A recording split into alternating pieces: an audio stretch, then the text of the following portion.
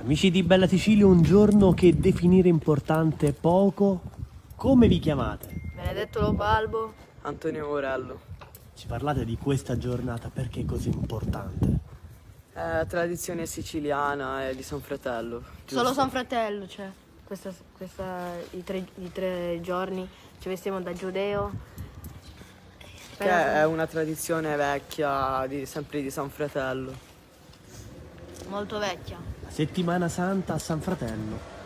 Parlateci del vostro abito, dei vari componenti. Allora, questa si chiama la giubba. I pantaloni, La maschera che si chiama lo sbirione. sbirione, che È in San l- è Fratellano l'elmetto. si dice sbriano. È Poi il l'elmetto. cappello e l'elmetto. Questi abiti, da chi vi sono stati tramandati?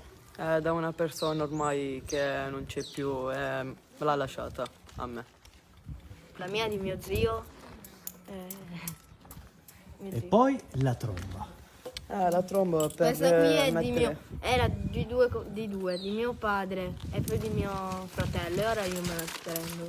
Invece questa è per mettere suono, per mettere allegria, Per dare disturbare suono. la gente. Cosa provate in questo giorno? Quale emozione, quale sentimento?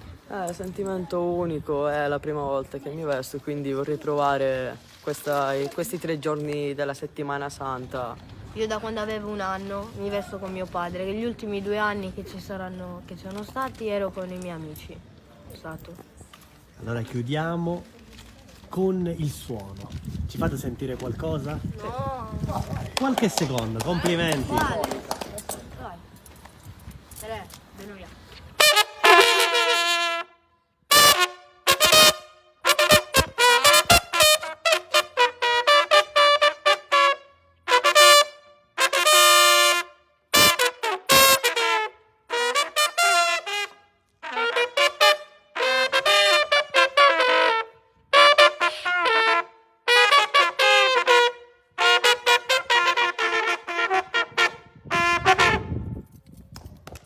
Complimenti, grazie. Grazie.